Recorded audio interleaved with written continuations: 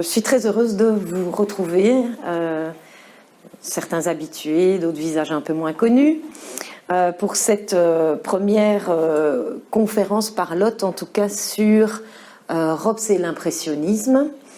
Et avant de commencer, je voulais avant tout remercier nos collègues de la Maison de la Poésie qui nous accueillent aujourd'hui sur ce temps de midi, puisque vous savez qu'habituellement cette formule, on l'a fait dans les salles d'exposition, en visite guidée, mais avec tous un peu les contraintes sanitaires qui ont l'air de se lever pour le moment, mais on a décidé de faire plutôt une formule assis, et donc voilà, la Maison de la Poésie a accepté de nous prêter cette très jolie salle, et je remercie en même temps, avant de commencer aussi, l'équipe du musée d'avoir mis en place, organisé tout ceci, notamment Pascal qui s'est occupé des réservations que vous avez pu découvrir à l'entrée de la salle ici, et Valérie et Giuseppe qui sont également présents et qui m'ont aidé par leurs recherches. Et donc j'ai pu, certains éléments de cette conférence sont aussi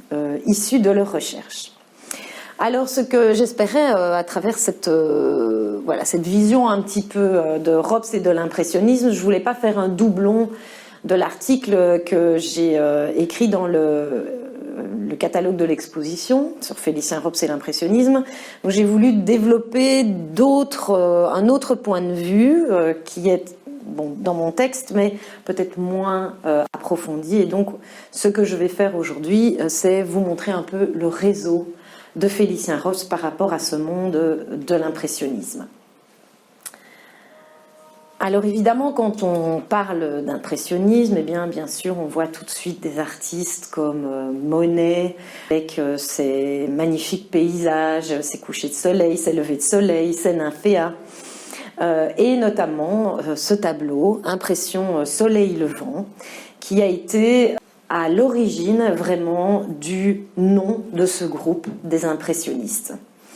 Donc Monet expose ce tableau qui est tout à fait original, vous voyez par la manière dont il va traiter du paysage.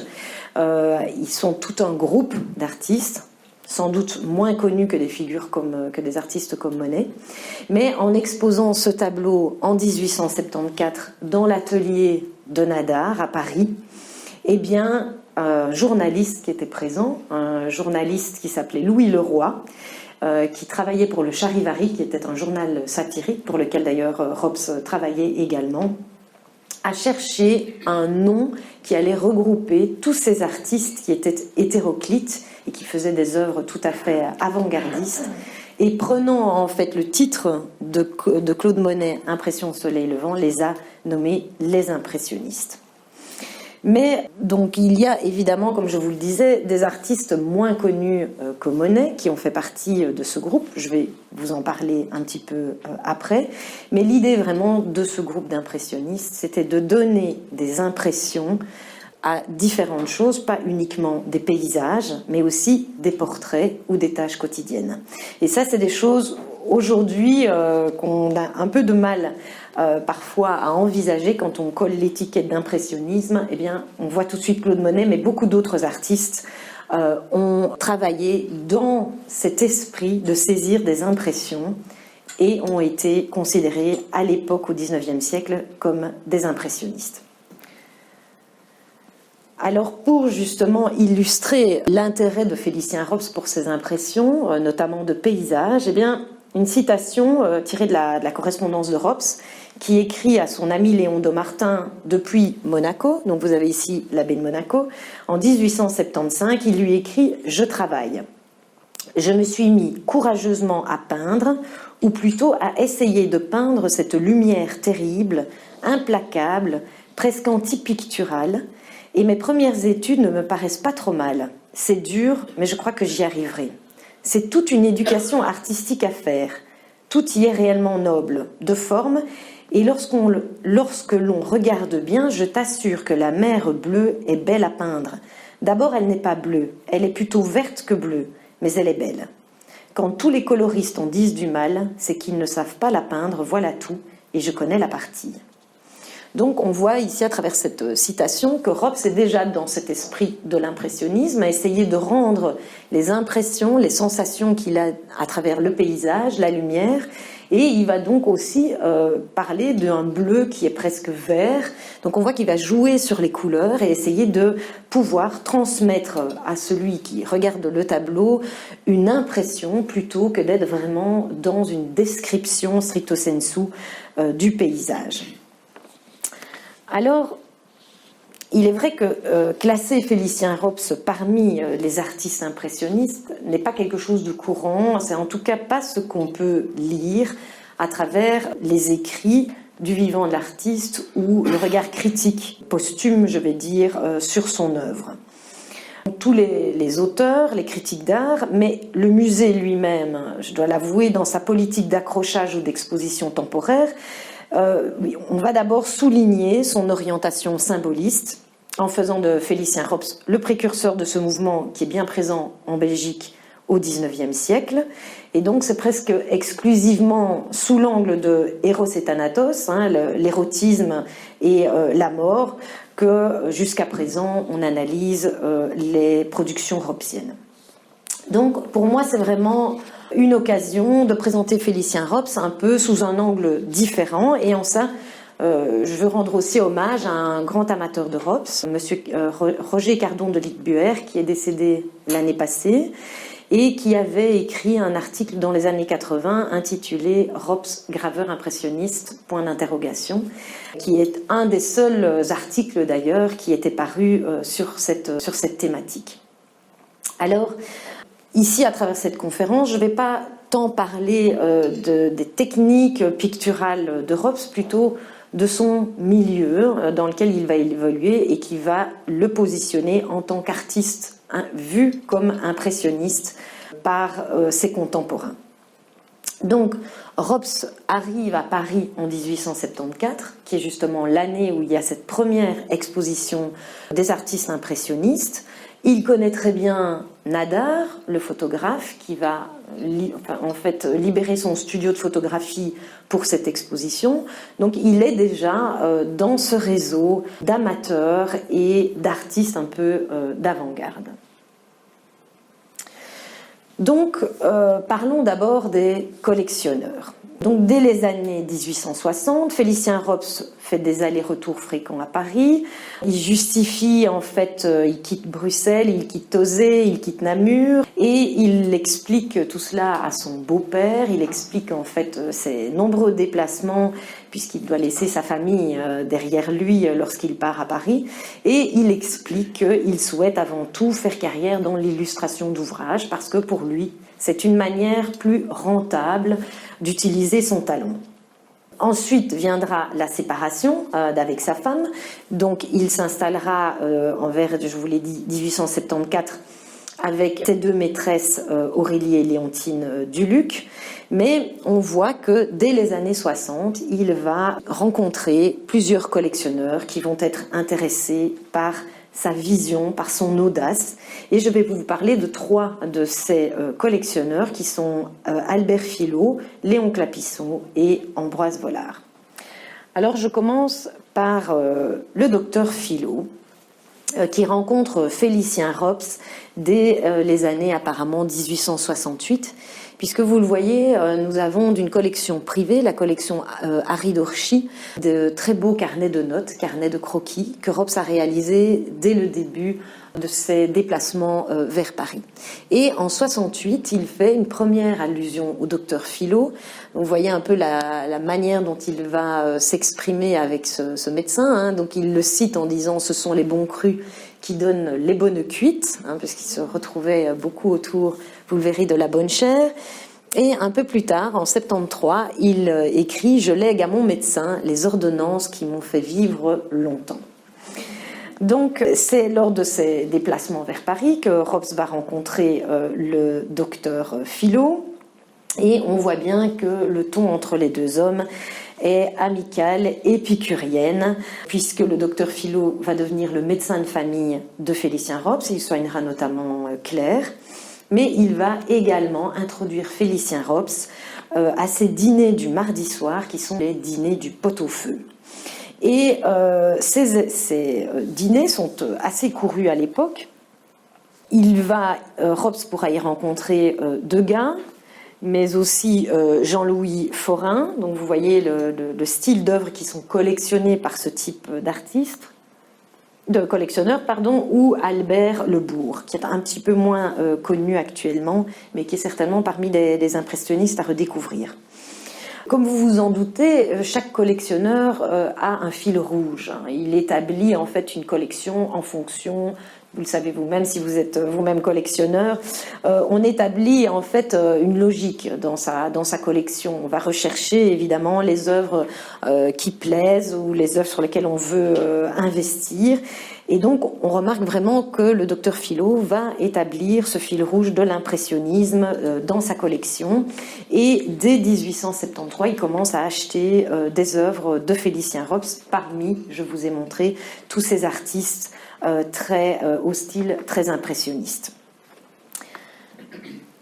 Pour évoquer l'amitié entre ces deux hommes, donc on voit que Rops va réaliser plusieurs menus pour le docteur Filot, dans lequel on peut aussi voir parfois la quantité de nourriture ingurgitée, c'est impressionnante.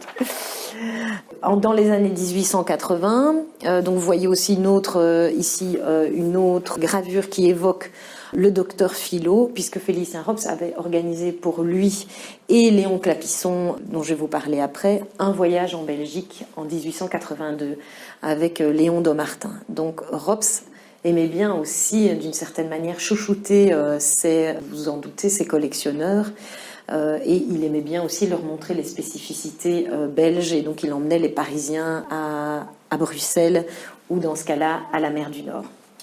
Le docteur Filot est tellement rentré dans l'intimité de Félicien Rops qu'en 1880, il est pressenti pour écrire un premier ouvrage sur Félicien Rops, projet d'ailleurs qui n'aura jamais lieu, mais qui démontre bien l'intérêt et l'amitié qui va lier les deux hommes tout au long de leur vie.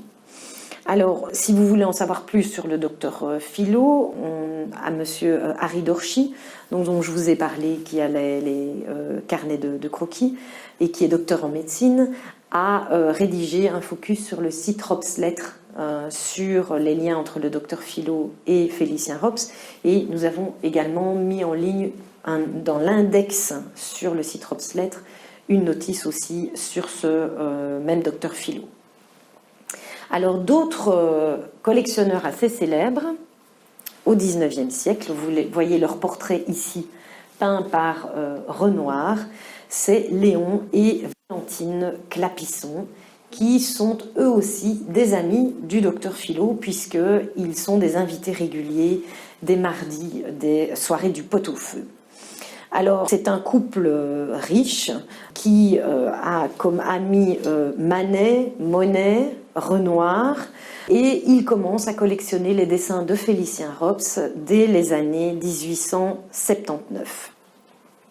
Alors, Filot et Clapisson sont donc des grands admirateurs de l'art impressionniste. Comme je vous le disais, le couple Clapisson et le docteur Filot vont venir en Belgique dès les années en 1882 sur invitation de Félicien Rops, qui leur organise tout un petit voyage à la mer du Nord, mais aussi en Zélande. Et Léon Clapisson donc épouse Valentine Billet, que je vais donc vous voyez ici son portrait. Valentine Billet, qui elle est une femme assez exceptionnelle et qui est restée dans les annales pour avoir été portraiturée 2 fois par Renoir. Alors Rops est un habitué aussi du couple Clapisson. Vous voyez, il a fait plusieurs lettrines, justement Valentine Clapisson, puisque à l'époque les femmes perdaient leur nom de jeune fille. Donc j'attire votre attention sur le VC, qui sont aussi mes initiales. Mais malheureusement, c'est pas pour moi. Mais donc, elle épouse en 1865 Léon Clapisson, donc qui était cet homme d'affaires richissime et qui va collectionner beaucoup d'œuvres, notamment l'école de Barbizon, donc plutôt les naturalistes, les réalistes, mais aussi donc les impressionnistes. Valentine Billet, elle va devenir amie avec énormément d'artistes aussi impressionnistes, et donc Renoir va la peindre aussi bien dans son jardin, voilà, dans leur villa de Neuilly-sur-Seine, que dans cet autre portrait que je vous ai montré, qui est conservé à Chicago. Alors, Robs va fréquenter le salon du couple, et dans plusieurs lettres, il cite Madame Clapisson, Valentine Billet, notamment pour s'excuser de venir le soir au repas en veston, puisqu'il revient de la campagne où lui-même a été peindre à Neuilly. Donc, dans les mœurs, voilà, du 19e siècle, se présenter en veston à ce type de soirée n'était pas, était sans doute pas très poli, je vais dire, et donc Félicien Rops s'excuse à plusieurs reprises quand il est invité chez les Clapisson, parce qu'il va venir, donc c'est assez proche de ce couple. Alors, en 1894, après le décès de Léon Clapisson, Valentine Billet va revendre la villa de Neuilly, et son mari avait commencé lui aussi à revendre la collection, donc elle va se débarrasser en fait de toute la collection de Léon Clapisson, et en 1908, elle va revendre son propre portrait fait par Renoir au marchand d'art Paul Durand-Ruel. Je vais d'ailleurs vous reparler de Durand-Ruel, et donc elle mourra dans les années 30.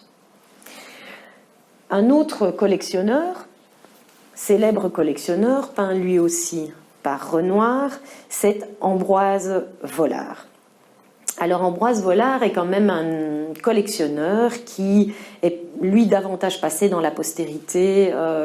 On connaît évidemment beaucoup moins le docteur Philo, Léon Clapisson, mais Vollard, lui, il a été rendu célèbre par son talent, son flair pour dénicher l'avant-garde parisienne, puisqu'il va organiser les premières expositions de Paul Cézanne, de Paul Gauguin ou de Vincent van Gogh, ou même encore Henri Matisse.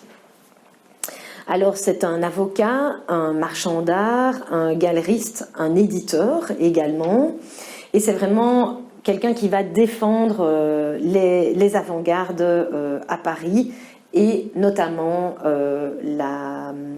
l'impressionnisme. Alors pour vous montrer un peu son réseau, ici c'est le portrait de Vollard qui est peint par Bonnard. Vollard est donc né à la Réunion, où son grand-père était allé s'installer pour faire fortune, mais il va revenir à Paris pour suivre ses études de droit. Et Rops va le rencontrer en 1890, alors que Vollard est toujours étudiant.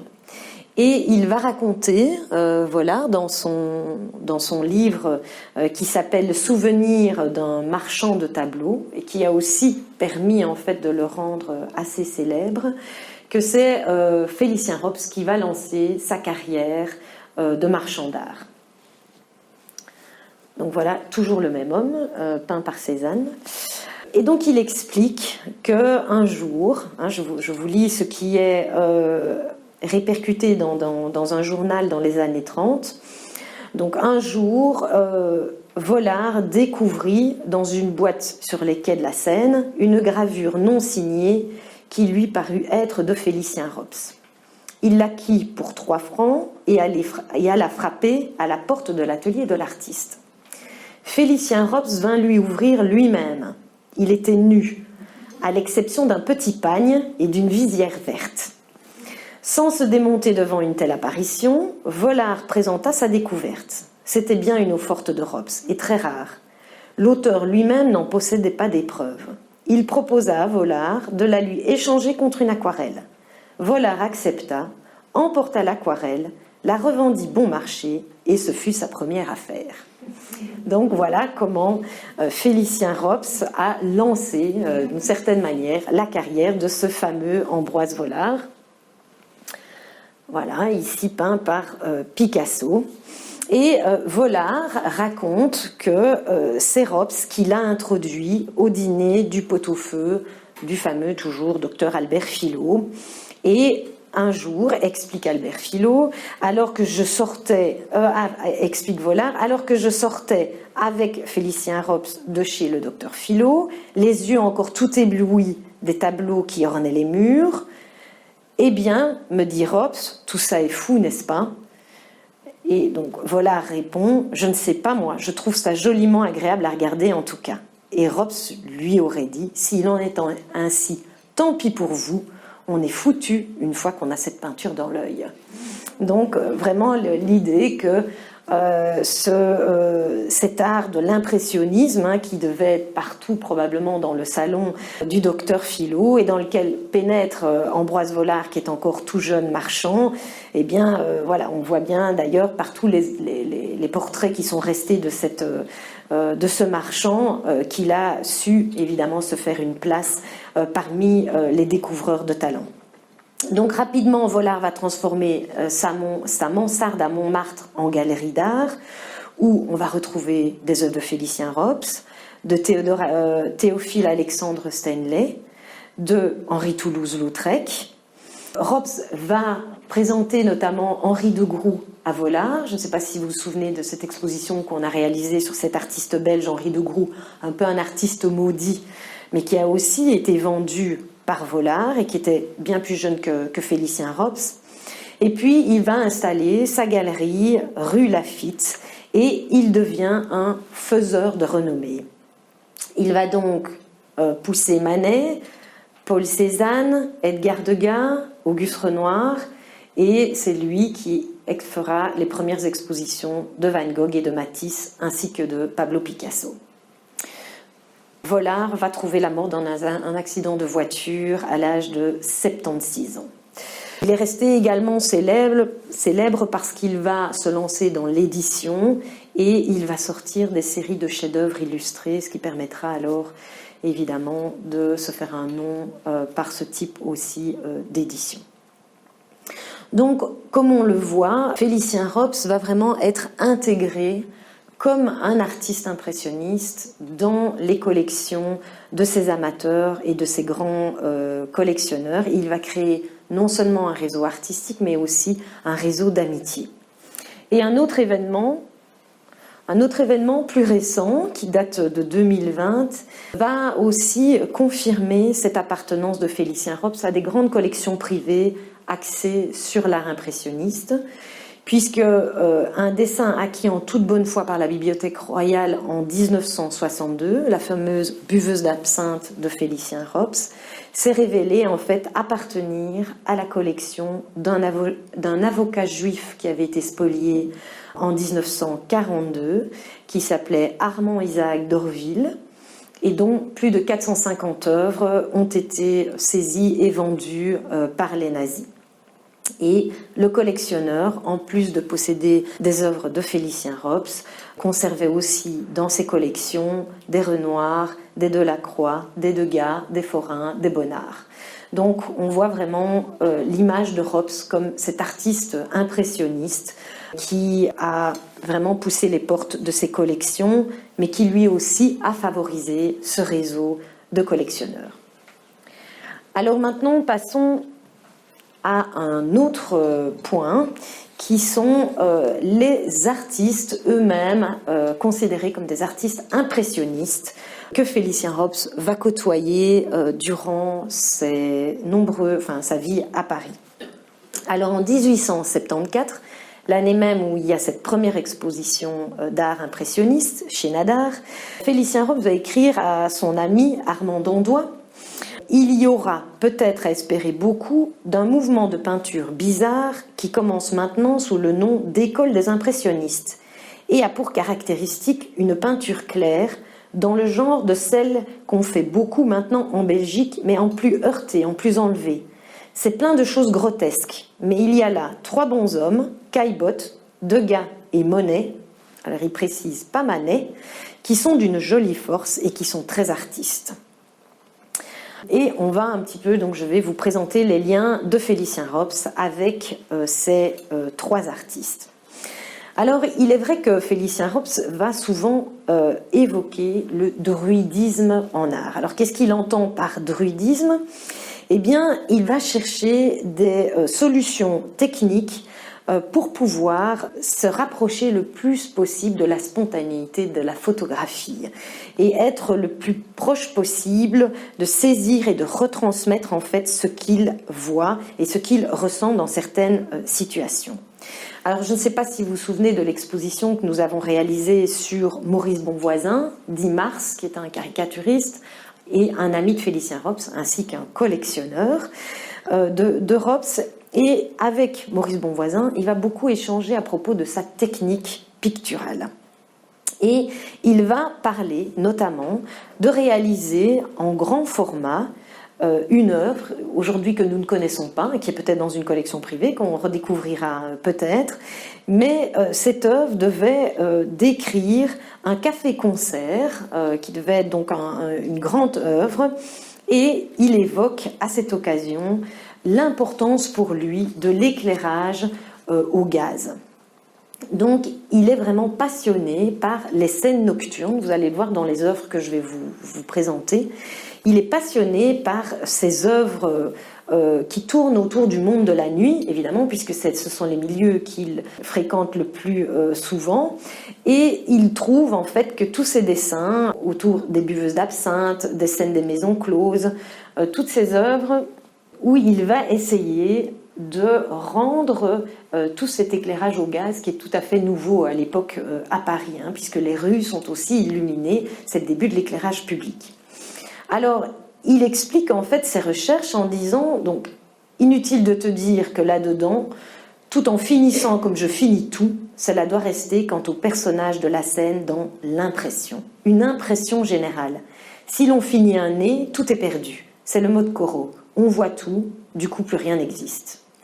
Et il précise, il faut traiter, en parlant des scènes de nocturne, il faut traiter tout cela différemment que si on fait une scène d'intérieur ou de plein air. Même observation pour les effets de soleil en plein air.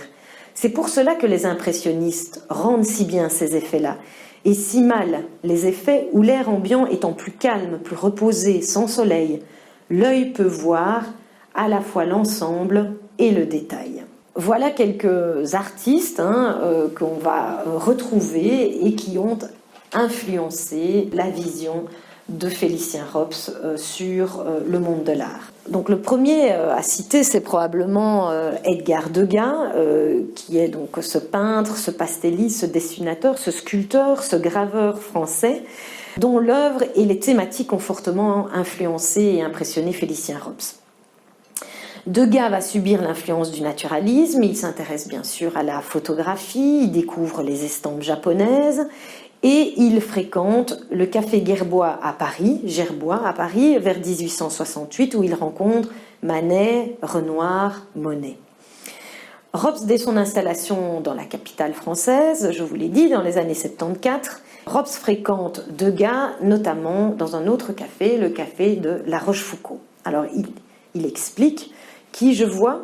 Eh bien, tout un monde drôle. Je dîne et je déjeune souvent au café La Rochefoucauld, où je trouve Dupré, Degas, Gervex, Jourdain, Cormon, Duez, un tas de jeunes. Il se retrouve aussi au dîner du Pot-au-Feu d'Albert Filot, et Rops mentionne également la visite de Degas dans son atelier. Donc on voit que les deux artistes vont se partager un réseau aussi bien d'amitié que de collectionneurs. En 74, donc, Degas participe à cette première exposition des impressionnistes, mais il ne va pas vraiment partager l'enthousiasme du groupe pour la peinture de plein air et le paysage, puisqu'on voit qu'il va principalement présenter des œuvres de la vie quotidienne, des scènes plus familières. Il va s'illustrer aussi dans la présentation du monde hippique. Il va se passionner pour le monde de la danse et il va mettre, comme Félicien Rops, l'accent sur les effets de la lumière artificielle. Alors, souffrant de la vue, Degas va employer de préférence le pastel, il va mêler le crayon, la gouache et la peinture à l'essence. Alors, dès 1876-77, après que Rops ait visité ces expositions impressionnistes qui se sont déroulées après à la galerie de Paul Durand-Ruel, Rops va vouloir commencer à rivaliser avec les techniques picturales de Degas. Et il va également utiliser cette peinture à l'huile. Alors il explique ces procédés, il dit l'huile, ou plutôt la térébenthine, qui donne presque mat, car Manet, moi et Degas, nous sommes fortement partisans des peintures mates, d'où nos recherches de pastel et de gouache. Donc cette peinture à la térébenthine me semble plus rapide et plus expressive. On saisit son modèle et l'impression est plus franche et plus vibrante. Donc il va vraiment essayer d'utiliser des techniques qui vont lui permettre de saisir sur le vif les mouvements du modèle, comme ici dans la Trappade, où le musée possède en fait cette version préparatoire à l'œuvre finale qui appartient au Musée royal des Beaux-Arts, et où Rops raconte qu'il était en effet dans un café et qu'il a vu une dispute entre deux cocottes jalouses l'une de l'autre, et donc il va essayer à travers donc ce moment de la dispute de saisir la virulence des propos, ou le fait, donc vous voyez comment cette femme s'en va, l'air choqué, vous voyez le bras en fait dans le coin droit, supérieur droit, on voit beaucoup mieux dans la version finale, où c'est une femme qui lui ordonne de quitter la pièce. Donc Degas et Rops vont partager des mêmes thématiques, vous le voyez ici, des scènes d'extérieur, des scènes éclairées au gaz. Ils vont également partager un intérêt commun pour la prostitution. Mais contrairement à Degas, Félicien Rops va rester plus confidentiel. Pourquoi ? Eh bien tout simplement parce que je vous parlais du côté druidisme de Félicien Rops. Il va en général refuser de participer à des expositions ou bien même faire des expositions individuelles monographiques. Rops va vraiment rester dans un statut d'illustrateur, et donc il va être moins reconnu et moins connu que d'autres artistes parisiens. Alors dans certaines lettres aux critiques d'art Camille Lemonnier ou Edmond Picard, Rops va parler de Degas comme vraiment l'artiste moderne, et il va un peu le mettre en parallèle avec un autre artiste belge qui s'appelle Alfred Stevens, qui était très très célèbre à l'époque, qui remportait vraiment un vif succès. Et Rops va montrer comment, dans sa correspondance, comment Degas est un exemple et comment Stevens est un contre-exemple.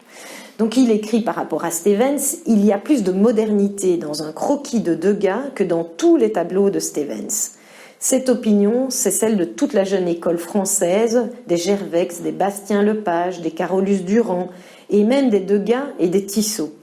Ils ne savent peut-être pas peindre comme Stevens, mais comme l'intelligence brille dans tout ce qu'ils font.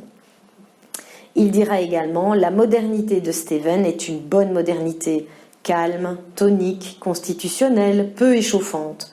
Mais on pense qu'il y a bien d'autres modernités et bien plus élevées, bien plus intéressantes, bien plus humaines, que les gens qui s'appellent Nitis, Bastien-Lepage, Tissot, Degas, Gervex, Monet, Béraud, Forain ont bien aussi leur modernité à eux. » Donc dans sa correspondance, Rops va toujours parler de Degas, il le mentionne donc une quinzaine de fois et toujours en des termes très très positifs. Un autre personnage dont je vous ai parlé, qui a donné son nom à ce mouvement impressionniste, donc c'est Claude Monet, qui va commencer sa carrière au Havre, qui va faire des portraits-charges, principalement des caricatures à grosse tête d'ailleurs, et puis il va se diriger vers la peinture de paysage vers 1858, car il va rencontrer un peintre, Eugène Boudin, qui va vraiment modifier en fait sa vision de l'art, et il va changer donc de trajectoire artistique. Boudin lui conseille d'aller à Paris pour étudier, pour rencontrer d'autres artistes, et à cette période, dans les années 60, quand Monet arrive à Paris, Rops fait, lui, des allers-retours, donc comme je vous l'expliquais, entre la Belgique et la capitale française. Rops, lui aussi, a fait des caricatures à grosse tête dans son début de sa carrière, dans l'Eulenspiegel, vous connaissez ça certainement très très bien. Et Monet, lui, va partager en fait sa vie entre la Normandie et Paris, où il suit les cours de l'école impériale des Beaux-Arts de Paris dès 1862. C'est l'année où Rops, lui, commence sa formation dans des ateliers de Bracquemond et Jacquemart pour apprendre la gravure. Et en 1865, Monet va commencer à exposer ses tableaux, notamment au Salon de Paris, puis en 1874 le refus, et donc il crée ce salon qui s'appelait pas le salon des impressionnistes à l'époque, mais la Société des artistes peintres, sculpteurs et graveurs, qui est donc le premier nom de ce groupe d'artistes qui se regroupent et font cette exposition d'impressionnistes. Ensuite, Rops va côtoyer la galerie de Paul Durand-Ruel, là où Monet va continuer à exposer avec son groupe d'impressionnistes.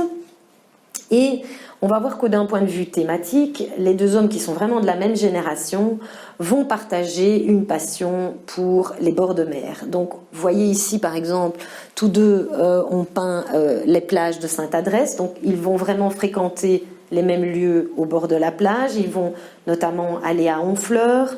Et ils fréquentent aussi les mêmes lieux autour de Paris, comme Argenteuil ou Bougival, notamment.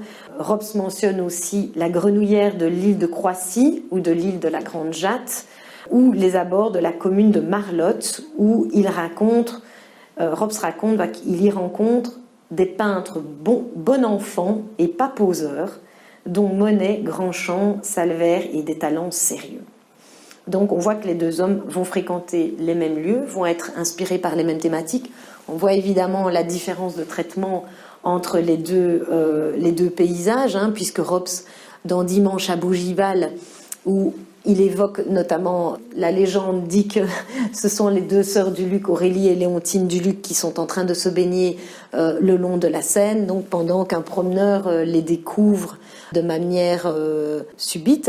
Donc le thème du voyeur est souvent utilisé dans l'œuvre de Rops. Et puis on voit comment Monet va traiter ça évidemment avec une manière va jouer beaucoup plus sur la lumière, les reflets de l'eau évidemment, le soleil et la luminosité.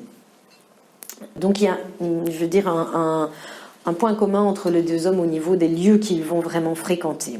Monet va aussi faire partie de la collection du docteur Philo, de la collection de Léon Clapisseau. Et en 1889, Monet va faire cette grande exposition chez Durand-Ruel en duo avec Rodin.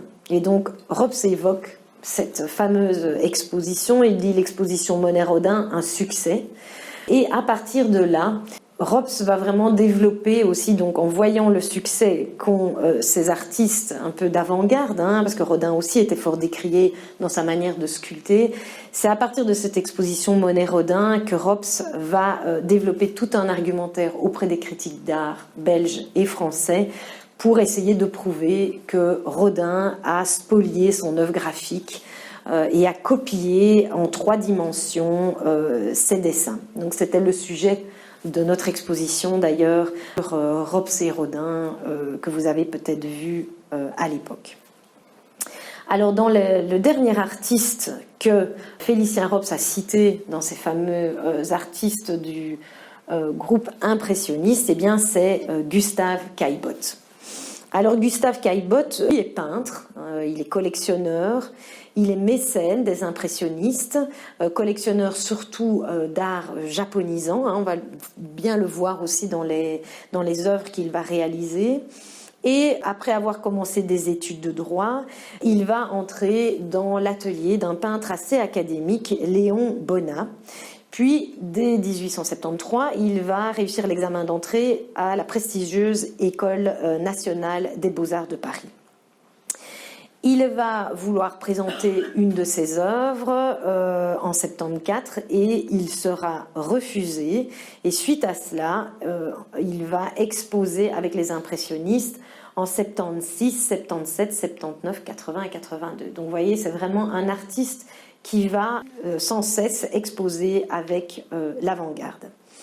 Alors, il est d'une famille d'industriels, donc il est assez riche, et surtout qu'il hérite à la mort de son père d'une fameuse fortune qui va lui permettre en fait d'être libéré de tout souci matériel et de pouvoir vraiment se consacrer à la peinture, avec un tableau qui aujourd'hui est très célèbre, qui s'appelle Les Raboteurs de Parquet et qui est notamment... donc qui est conservé au musée d'Orsay. Caillebotte va devenir un ami très très proche de ce groupe d'impressionnistes, notamment par exemple de Monet, dont il va payer à plusieurs reprises les loyers des ateliers, parce que Monet n'arrive pas à payer ses propriétaires. Il va également collectionner et être ami avec Renoir ou Giuseppe De Nittis, chez qui il va aller peindre aussi en plein air à Naples. Et entre 1860 et 1879, Gustave Caillebotte et son frère possèdent une très belle demeure près de l'Essonne. Donc c'est à Paris, là où Félicien Rops va d'ailleurs avoir sa maison également. Et il va peindre c'est un magnifique parc. Aujourd'hui, c'est une maison d'artistes qui est transformée en centre d'art. Donc si vous avez une petite excursion à aller faire, n'hésitez pas à vous rendre là-bas à la propriété Caillebotte parce que c'est tout à fait splendide. On peut visiter encore la maison de Caillebotte, mais il y a aussi toutes des dépendances, des anciennes écuries qui sont transformées en centre d'art et ils accueillent maintenant des expositions temporaires. Donc c'est tout à fait charmant. Et on n'a pas de mal d'ailleurs à imaginer Gustave Caillebotte en train de peindre dans ce magnifique parc. Alors ensuite, il va acheter une propriété à Gennevilliers, d'ailleurs où il va décéder, mais il garde un appartement à Paris où là, il continue à faire à animer des salons. Alors Caillebotte, donc c'est amusant de voir un peu le profil de ces artistes qui sont en même temps des bourgeois et qui ont les mêmes passions. Donc Caillebotte va être passionné par le jardinage, par le canotage. Il va peindre aussi des scènes comme ça de jeunes hommes en train de canoter. Je ne sais pas si canoter, je ne sais pas si ça se dit, mais enfin vous voyez l'idée de faire du canot ou de l'aviron, puisque Rops va créer ce club d'aviron ici qui existe toujours à Namur, qui est le Royal Club Nautique de Sambre-et-Meuse. Félicien Rops va le fonder en 1862 et Caillebotte est aussi, donc, comme Félicien Rops, passionné de botanique. Donc on voit un peu les intérêts de ce type aussi de classe sociale quand on analyse un peu les profils de ces artistes qui ont été rendus célèbres aussi à l'époque de Félicien Rops. Alors, Rops mentionne de temps en temps Caillebotte dans sa correspondance, notamment en 1876, lors de l'ouverture de l'exposition des Intransigeants. Rops va écrire une lettre à son ami Léon de Martin et en ayant vu l'exposition, il dit voilà, c'est la nouvelle voie de la nouvelle peinture. Il y a là un nommé Caillebotte, Carlebotte ou Courtebotte, je ne sais plus comment, qui va forcer l'avenir à lui tresser des couronnes malgré son nom ridicule et impossible à retenir. Voilà, donc ça c'est un peu toujours la correspondance de Rops il y a toujours des petites choses amusantes, notamment lorsqu'il mentionne Caillebotte, où il explique qu'il a probablement été pour la dernière fois au salon du couple Caillebotte parce qu'il a fait un esclandre en critiquant tous ces gens qui s'entourent en fait de riches collectionneurs pour vendre leurs œuvres. Et donc Félicien Rops essaye de se positionner une nouvelle fois un peu comme l'artiste rebelle qui n'a besoin de personne pour se faire un nom, alors que d'autres artistes impressionnistes reçoivent à leur table de riches collectionneurs ou de riches amateurs dans l'espoir de vendre leurs œuvres. Alors en conclusion, voilà, j'ai repris cette citation qui est aussi sur les murs du musée et que je trouve très belle parce que voilà, Rops a déjà quelques années de carrière lorsqu'il écrit cette citation et en disant donc en attendant je vais au hasard faisant ce qui me tombe dans l'œil ou dans la cervelle sans savoir si je suis naturaliste, idéaliste, réaliste, impressionniste ou intransigeant. Donc c'est vraiment cette idée voilà, de cette perméabilité des étiquettes qu'aujourd'hui on pose en tant qu'historien d'art sur des mouvements du passé où on essaye en fait de classifier des artistes, de les faire entrer dans des mouvements où on peut de manière voilà, peut-être plus simple expliquer vers quoi porte l'intérêt de chacun d'eux. Et pourtant, Rops c'est aussi bien un caricaturiste, un réaliste. Il a travaillé beaucoup d'écrivains qui sont identifiés comme des écrivains naturalistes, Il dit plusieurs fois qu'il fait partie du groupe des expressionnistes parce qu'il exprime ses sentiments à travers ses peintures. Et donc on voit que vraiment il y a, à travers ce 19e siècle où il y a énormément de mouvements littéraires, artistiques, culturels qui sont à la frontière en fait d'aujourd'hui de toutes ces étiquettes qu'on peut coller, eh bien il y a une vraie porosité. Et Rops dit également, dans le mouvement naturaliste, il est sous les Gervex, sous les Degas, donc on voit qu'il met Degas chez les naturalistes, il y a des artistes qui sont vivants et qui sont vibrants. Quelque bien peinte que soit une chose, il n'est pas d'un art supérieur si elle ne possède la vie et même une survie. Et c'est l'opinion de la nouvelle école naturaliste et expressionniste. Donc on voit voilà, cette idée un peu d'étiquette qui, à cette époque-là, voilà, est tout à fait différente de ce que le regard critique sur le 19e siècle a donné. Et donc, on voit que Rops, durant toute sa carrière, va affectionner un certain type d'artistes, des artistes davantage de l'avant-garde que du côté vraiment académique qu'il va fuir. Et grâce aux thématiques qu'il va aborder, il va pouvoir transcrire des physionomies, des habitudes de son temps, de son siècle, mais il restera un grand passionné de nature et il dit, ce sera la conclusion, « Je ne suis jamais heureux que quand je vis ma vie dans l'air, dans la lumière, près des simples et des rudimentaires. »